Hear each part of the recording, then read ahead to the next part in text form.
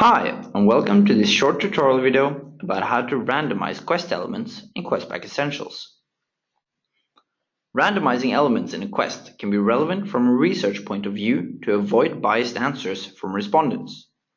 Both the order of questions and the order of response options may have an impact on how respondents answer, and a simple rule of thumb is that respondents often remembers the first and the last question and response option best, and they answer accordingly. Questback Essentials offers simple solutions to work with randomization of both elements. Number 1. Randomize response options. All question types with dedicated response options, apart from matrices, support randomized answer alternatives. To enable randomizing, simply go to Question Settings. Once activated, the response options are displayed in a random order to the respondents. Please note, randomizing response options is not recommended in all cases. Review carefully where to work with it and do not use the option in all cases where the response options need to be displayed in a specific order, such as questions with scales. Randomize questions. In certain cases, it can be beneficial to randomize the question order.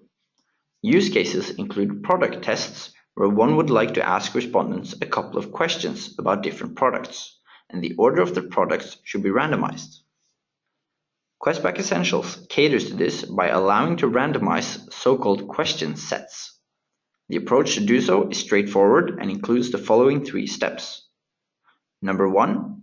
Set up the quest as normal by adding all relevant questions and page breaks. Number 2. Click on the option Other Action and thereon randomize question sets. Number 3. Turn on the randomization and build your question groups and question sets. The way the randomization works is simple. Question sets within a question group appear in random order. Questions outside of the group are fixed. In our example, we have a quest with 8 questions, 1 to start with and 1 to round up at the end, plus 2 times 3 questions about products A and B. These 2 blocks of 3 questions each should now appear in random order. To do so, we have created 1 question group and 2 question sets within that group, with each question set containing the 3 questions for the respective product. Please note, the labeling of the question groups and question set in Wizard is optional. It serves for internal reference only and is not visible to the respondents. Number 2. Question sets are separated by a page break.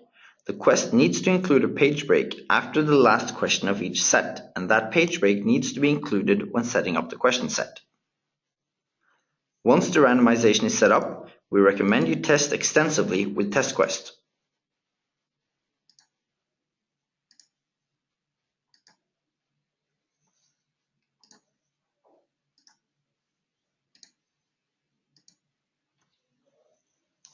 This concludes this short tutorial about how to randomize quest elements in Questback Essentials.